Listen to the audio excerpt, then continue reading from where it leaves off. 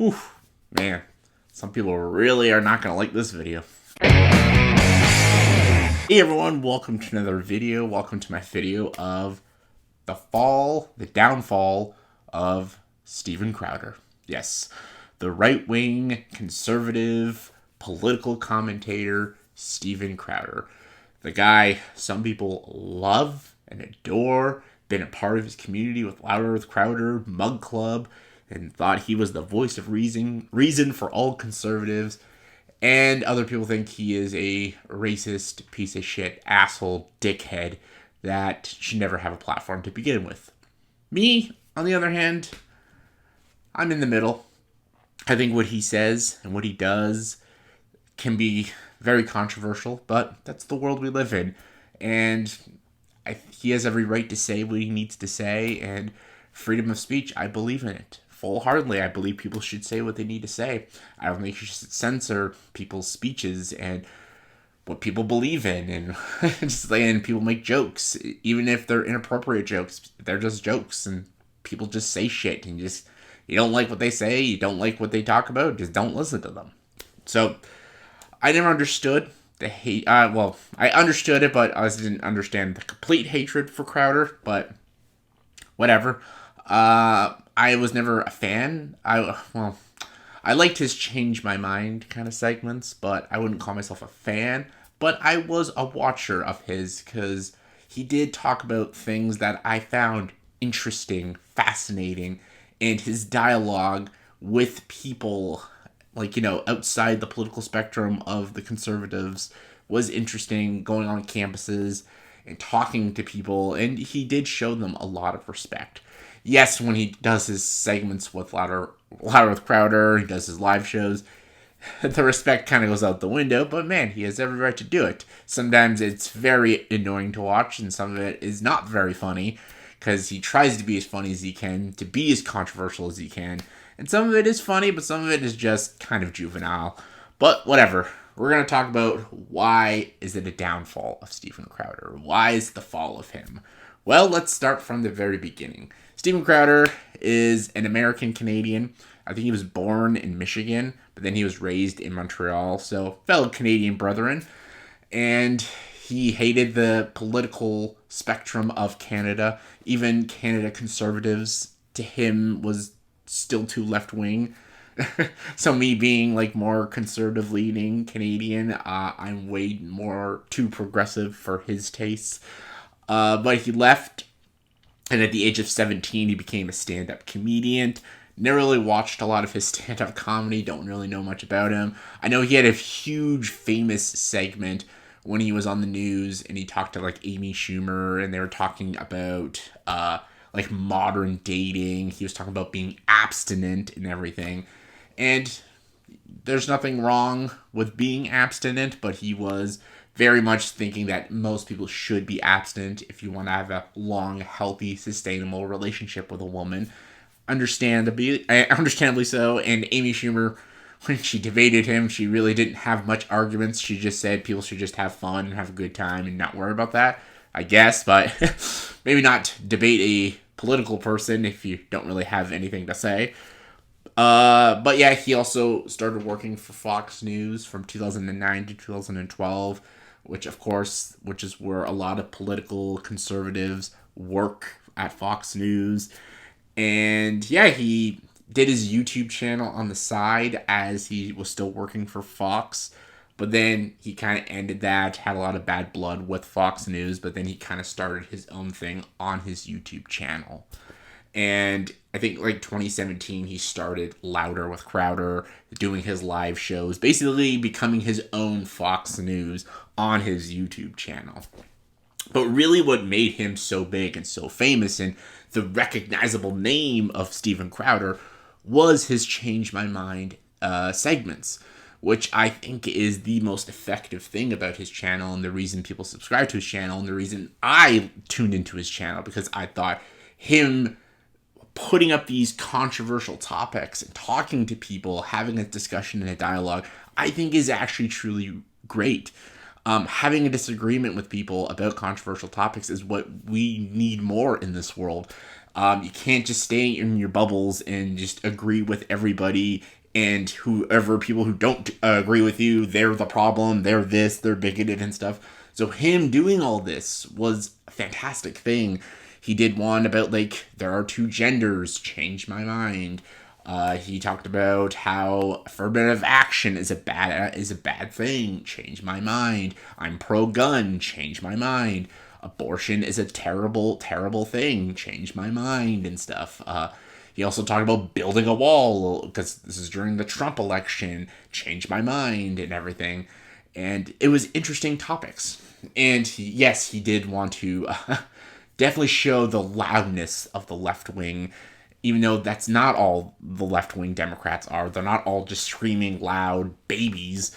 But he did want to showcase that because they are the most vocal. I will fully admit that left wing is the more vocal out of the right wing. But that was not why I watched it. I watched it for the dialogue. Him having this disagreement with these people about these ideologies and their way of life and their way of thinking was fascinating and was interesting, and it's what made his channel so huge. Like, these videos on YouTube have millions and millions of views, like 40 million views, and this put him on the map as one of the top right-wing conservative political activists on YouTube, even more surpassing the Daily Wire with like Ben Shapiro and Matt Walsh and Michael Knowles. It just, yeah, he was just speaking for a lot of conservatives out there, and people just understood him. And even people who were left-wing liberals watched his content because they even thought it was fascinating, the dialogue, and people would want to show up to these Change My Mind events and debate him and talk to him and see if they can even change his mind and stuff. So it was always interesting to watch the Change My Mind segments. And honestly, it looked like he was a pretty unstoppable force when it comes to his YouTube channel, because in 2019, that was the start of his demonetization because people were wanting him deplatformed for being racist and being homophobic and stuff. And the claims were that he would always mimic people's races when he was talking about them, or sounding flamboyant talking about gay people and stuff. And people thought it was very insensitive and disgusting and very bigoted of him to do that. Stuff with like what Vox and stuff were all trying to take his channel down. He was demonetized 2 times, and people thought this would have ended his YouTube channel, but it really didn't. He lawyered up and he got the channel back and running again. And as much as if you want my opinions on that, do I think what he did is appropriate? No, it's not the most appropriate, but again, he has every right to do that. That is what living in a free world and a free society is. You may not like what he has to say, you may not like what he does, and you may not like that he mimics people of a certain race and a certain sexuality, but he has a right to do that. He's not breaking the law doing those things. So, no, I had no problem with that. I personally wouldn't have done it, but that's me and that's him. But what it all really started, his fall from grace, because this dude had over 6 million subscribers. And the views on his live shows with Loud Earth Crowder and his Change My Minds, they would get millions and millions and millions of views each episode. Even by the end of the first day when they air, they would break past 1 million views. This guy was, again, just had a huge fandom, as much as a lot of the left-wing liberals wanted to take his channel down and hated him with their passion. They hated him. He still was almost unstoppable until of June 2021. This is where even the conservatives turned against him. And like, I could talk about like his fault with the Daily Wire and, you know, their beef and stuff. I could talk about that, but really it didn't really hurt his channel at all, really. Him not partnering up with the Daily Wire didn't really affect him, so that really didn't do shit.